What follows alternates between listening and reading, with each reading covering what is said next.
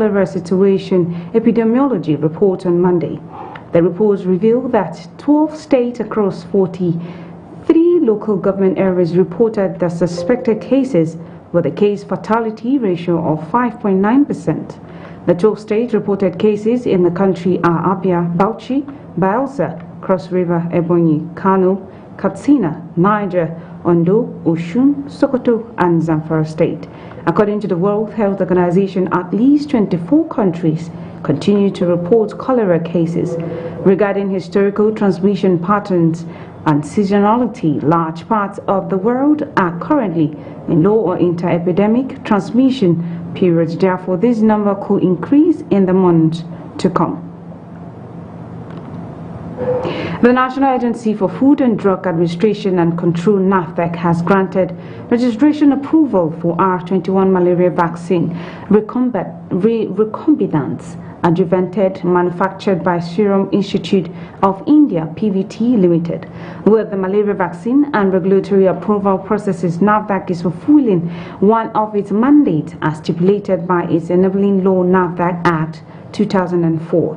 Director General, National Agency for Food and Drug Administration and Control (NAFDAC), Professor Mojisola Christiana Adeyeye, made this announcement at a press briefing to hint Nigerians on the regulatory approval of R21 malaria vaccine by NAFDAC in Abuja.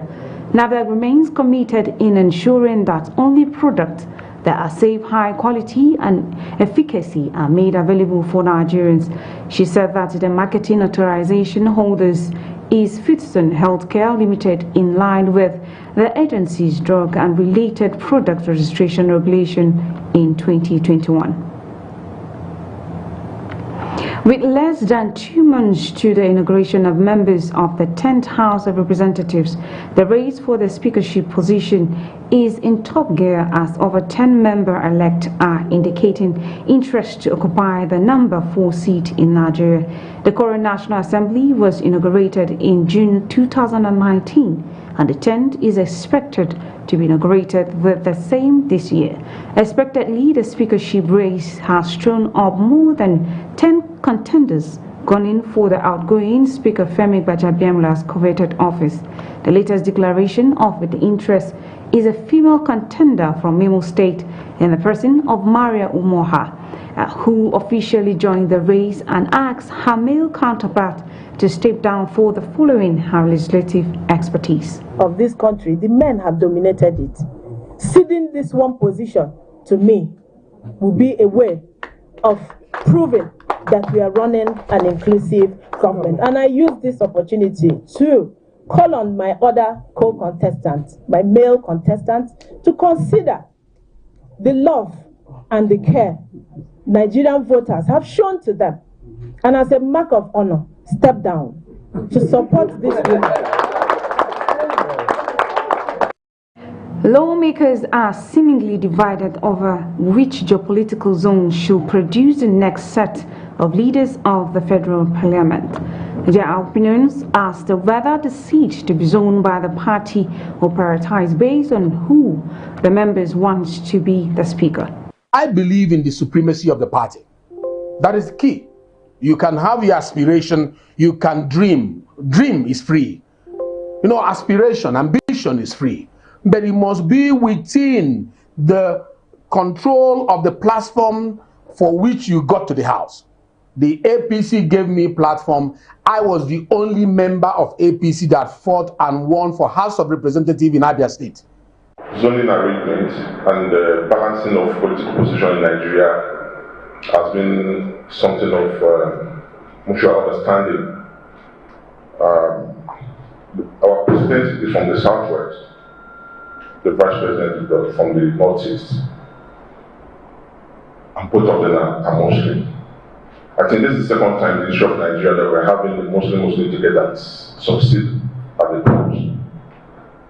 And what that implies is Nigeria has grown past religion or ethnic sentiment. Where I won for the 10th Assembly, I want to contest for speakership. I've done it in the last assembly, where the president called us and said that okay, he wants us to support Baja. where we sat down, and really I supported Budget 100%. The way I move on with my colleagues, I don't think if I contest, I will lose. I have hope, but if I contest, I'm going to win. Going by the list of contestants in the 2023 speakership race, the contestant, through vastly experience in legislative business, may negotiate with the strongest contender if the ruling party insists to zone the position of the speaker to any of the 6 geopolitical zones. Of representation, we are greater majority. Greater majority.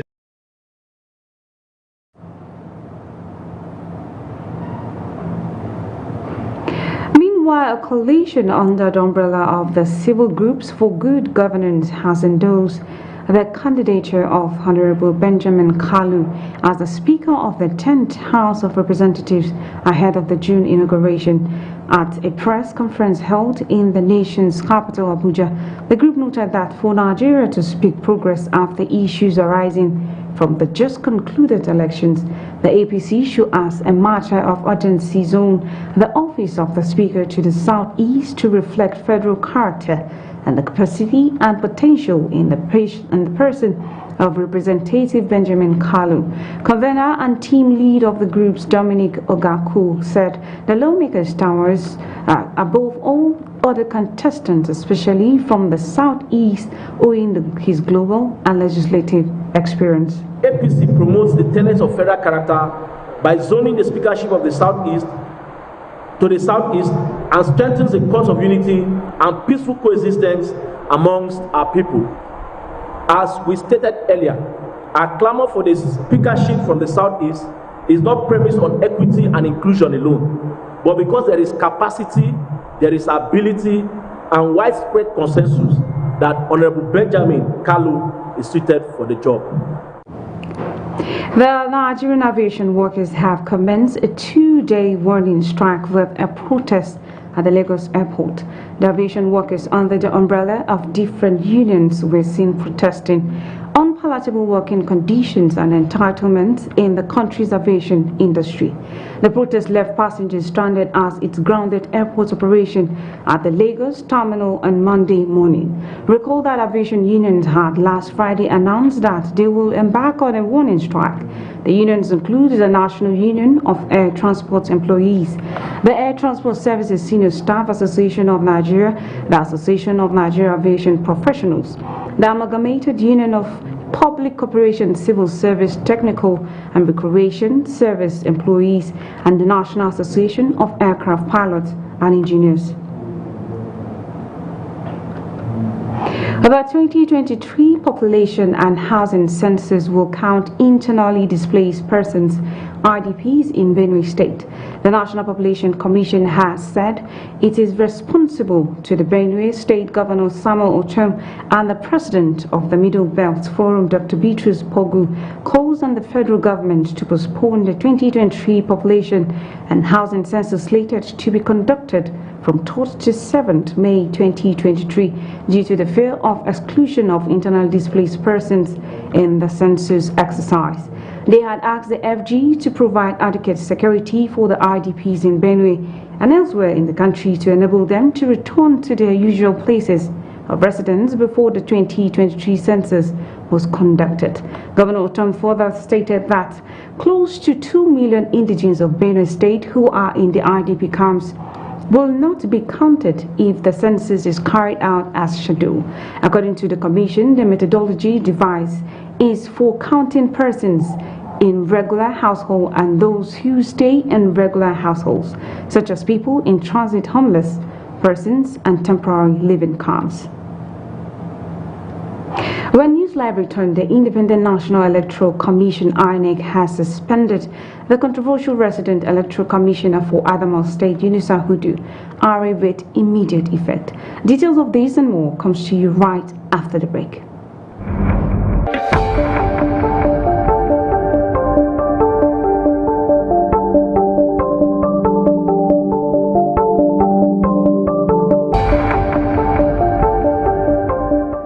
In this 21st century where all the information we need is now in the palm of our hands. News from around the world, entertainment, celebrity gossip, sports, and much more.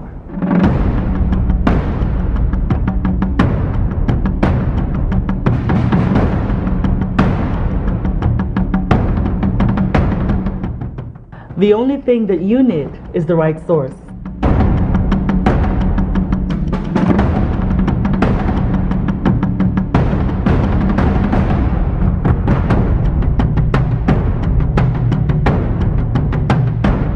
Viewer TV is now on the go. Simply check us out on our social media pages on Facebook, Instagram, YouTube, and Twitter for all the information you need.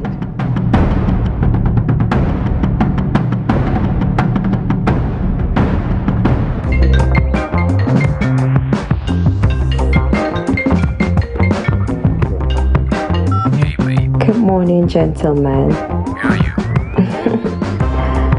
I'm at the Envoy Hotel, Diplomatic Drive 305. Here for a business weekend.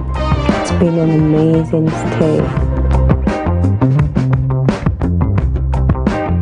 Conference hall and business facilities here are stylish and innovative.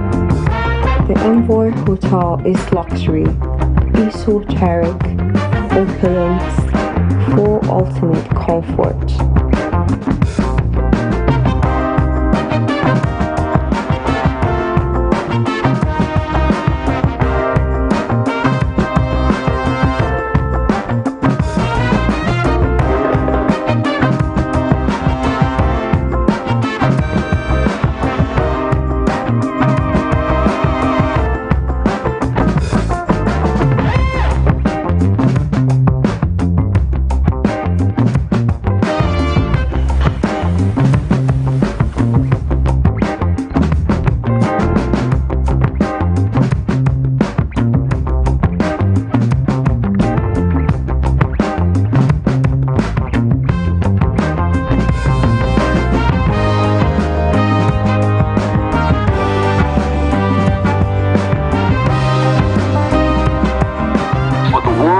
Discerning travelers, we are more than just a place to stay.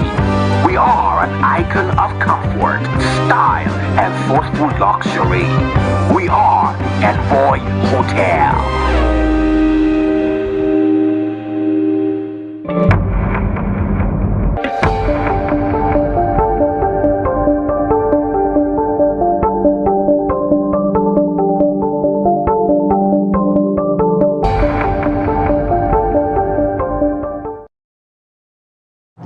Welcome back. If you're just joining us, this is News Live on Viewer Television.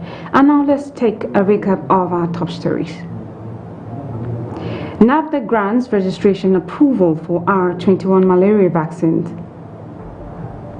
Aviation unions paralyze activities as passengers trek to airport. Plus, court postpones Jacob Zuma's arms deal corruption case to August.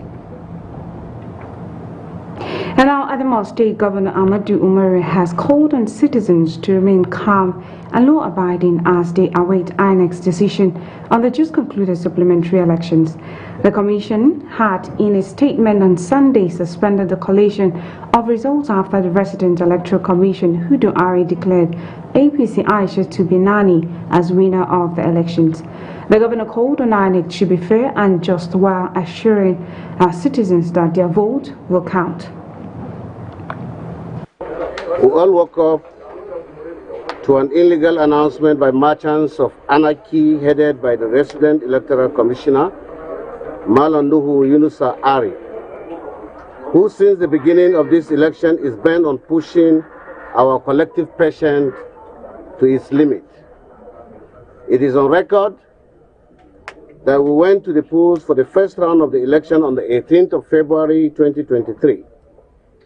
Even when it was apparent that I was costing home to victory, this same gang added the confusion and rendered the election inconclusive. As civilized citizens who were committed to a democratic accord, we accepted the situation in good faith. and prepared for the rerun. Saturday, the 15th of April, the rerun was held peacefully across the state. The appropriate officers and now commenced the process of collation. The first round of collation went on well, with 11 local government collected.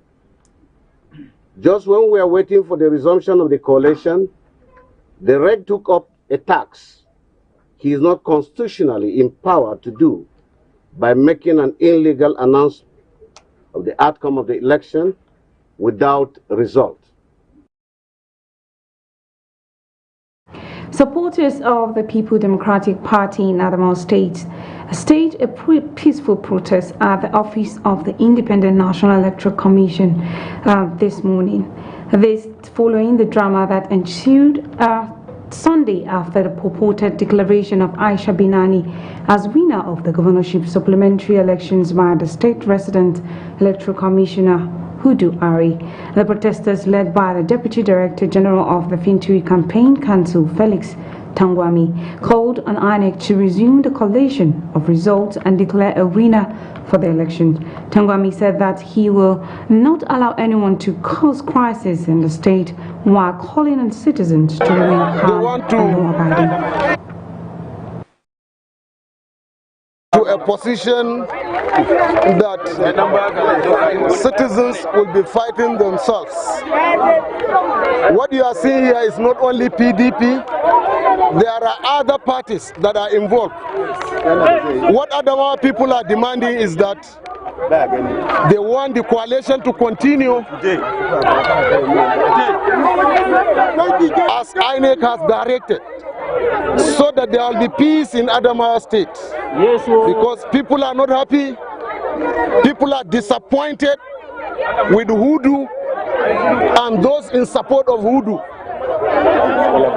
Our worry is that while Hudu was perpetuating this illegal action, those that are supposed to enforce the law were sitting there with him, and they could do nothing about it. It is shameful, it is illegal, it is a treason, it is condemnable, and these people should be sanctioned and accordingly prosecuted. Still on Adamawa supplementary polls, the Independent National Electoral Commission (INEC) has suspended the controversial Resident Electoral Commissioner for Adamawa State, Yunusa Hudu Ari, with immediate effect. The commission is in a letter to the suspended REG signed by the Secretary Rose Arena and Tenny directed the REG by the stay away from its Adamawa office until further notice. It's therefore directed the Commission's Administrative Secretary and the State to take full charge of the activities of the Commission with immediate effect. Hudu's suspension is connected to the purported declaration of APC Aisha to Dahiru Binani as the winner of the Adamawa State governorship supplementary election when collation was not concluded. The Commission had earlier summoned Hudu and other officials to its headquarters in Abuja.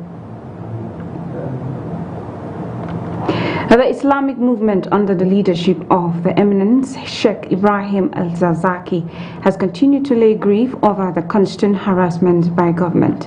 This is coming from the latest encounter the sect had over the weekend while trying to observe the International Day of Eid, which forms part of their religious rite. This afternoon, they have actually tear-gassed us. Some of us, we are still having the pains in our eyes of the tear gas, and then unfortunately too, they have actually injured several others. I think by the estimate, they are up to 20 now, and including even women. You know, there's a woman that they have, the bullet has pierced through her tummy, and there's also a man through his arm and things like that. So we have witnessed that. As at now, we cannot specifically say where there's death or not, but they are all the town around the town now scouting to actually arrest some of our people. In the same vein, the sect is calling on the Kaduna state government to release the international passports of their leader, Sheikh Ibrahim al-Zakzaki, and that of his wife, which they allege the state government has confiscated for some time now. We are actually not happy with what the government is doing. Even 2-3 weeks ago, the government even attacked us even before the election and killed about 6 of our men, just because they saw them protesting against the illegal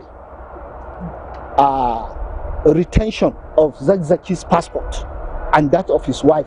They have refused to give their passport. We want them to release their passports to enable them actually seek medical attention since the 2015 massacre of Zaria that was done by the Buhari regime. Which constitute part of the human right. And now it was a Black Sunday in Kaduna State, as no fewer than 30 persons have been killed in Atap community, Zangon local government, after bandits attacked the community at night. Although the police authorities at the state government are yet to comment on the attack, the national president of Atap Community Development Association, Tambak Achi, revealed that the perpetrators of these menace has gotten to the brim of their action, as he described it as barbaric. Today again, here we are, betting by to 33 souls of a peaceful, loving people. The government is still not saying anything. But I want to say this. The time has come. Enough is enough. Atiabland must be liberated. Amen. God in his mercy will come down from heaven. Amen. To the chairman Zangun of local government, Honorable Francis Sadi, the assailants stormed the community at night with sporadic shooting. Over 40 houses were confirmed burned down. They just came in the night and started shooting people. There was no any issue. There is no crisis. So we don't even know what is happening. And there is no any assistance somewhere. I am even tired of complaining. Last month, they attacked 2 communities. Last week, another community was attacked. Yesterday, this community was attacked. Already about 32 people are killed. As Sunday, it has become a Black Sunday for us in Runji community. Over thousands of people now displaced, and 30 houses burnt ashes, with 27 corpses now we have found. We're still looking for the missing ones. We don't know where they are yet. 30, about 3 that were told they died in the hospital. So we're talking of 30 out of the 3 that died in the hospital. There are 3 that died in the hospital and 30 corpses discovered here, because those who were shot were taken to the hospital, and 3 later died in the hospital. For now, the community leaders are tasking all the saddled with the responsibility of securing the people's official, those behind the series of attacks in Atapland. The forthcoming Eid celebration, a non-governmental organization in Bauchi known as Wanti Al-Kai Foundation organized a 2-day capacity building workshop on crowd management and control for members of Islamic Eid groups in the state. The training, which is being organized annually, was aimed at serving humanity as put forward by head of the foundation, Abdulrazak Mohammed. Mohammed said the Salah festivity is an occasion graced by a mass number of people, hence the need for adequate crowd control to forestall any ugly incident becomes necessary. And now about your state correspondent Awa Hassan completes the story. The non-governmental organization Winter Al-Khair Foundation deems it important and necessary to call for this capacity building workshop for members of Islamic aid groups considering their active roles during festivities. This, according to the leader of the foundation, is part of their social services to humanity. The real essence is serving humanity. The Winter Al-Khair Foundation was established to bring ease to humanity. And how do you do that? Is through participating in the activities of the community, one of which is the crowd control, which we are here to sensitize the federal group on how to control crowds during the festivities.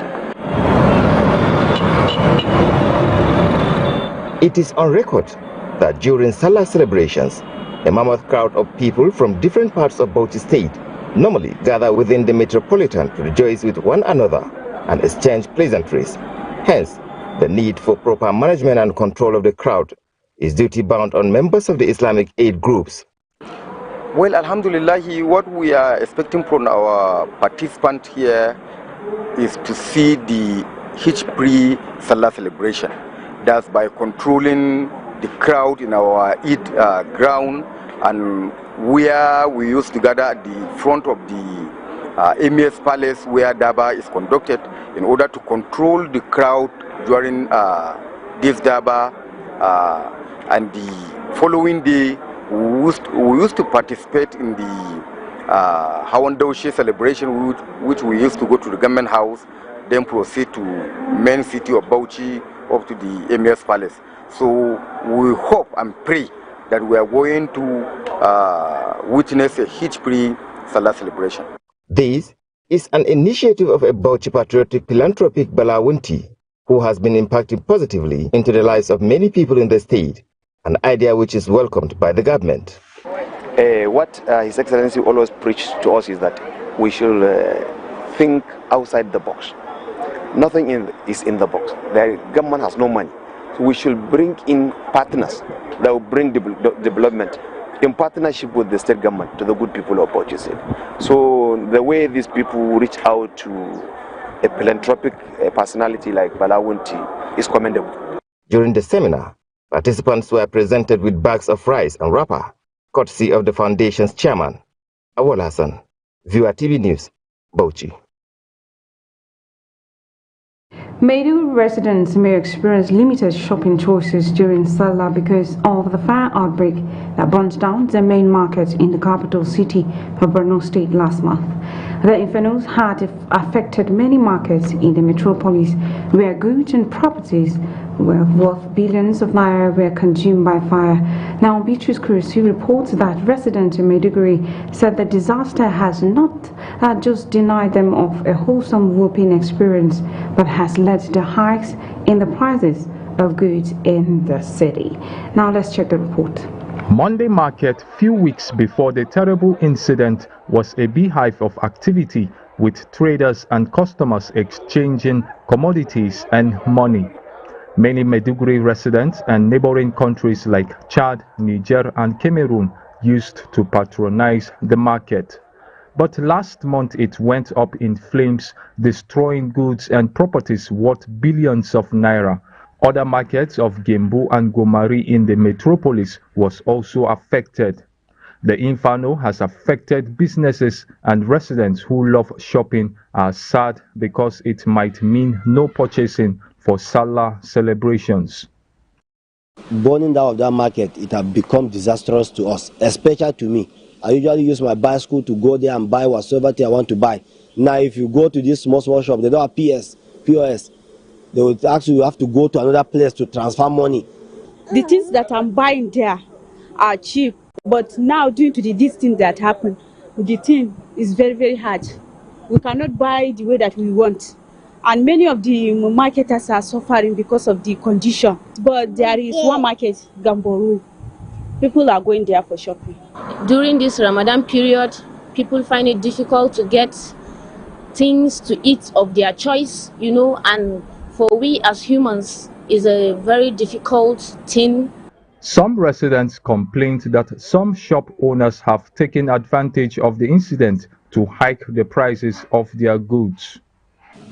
It's highly devastating. I'm not actually happy with the way especially the marketers are doing.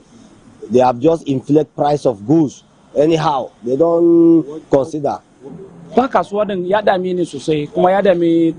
The market thing is honestly disturbing because, for instance, I used to buy things there cheaply.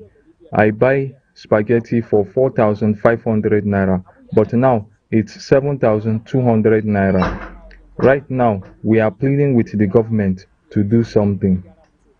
With the commercial hub yet to be completely reconstructed and reopened, for now, Maiduguri residents will have to nurse the plan of shopping outside the city. Bitrus Kuruti, Viewer Television News, Maiduguri. You are still watching News Live on Viewer Television. Business and international news comes to you right after the break. Do stay tuned.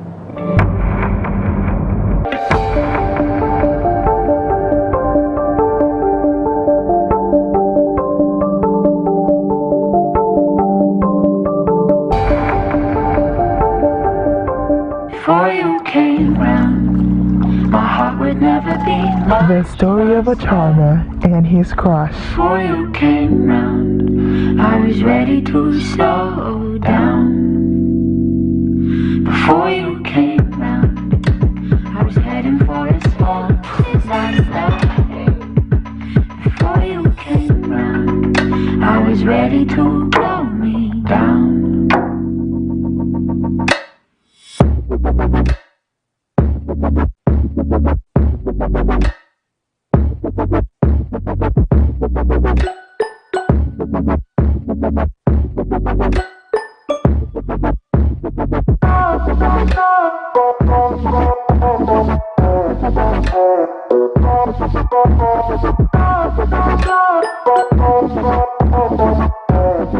Tat Fragrance, the new luxury fragrance for men and women.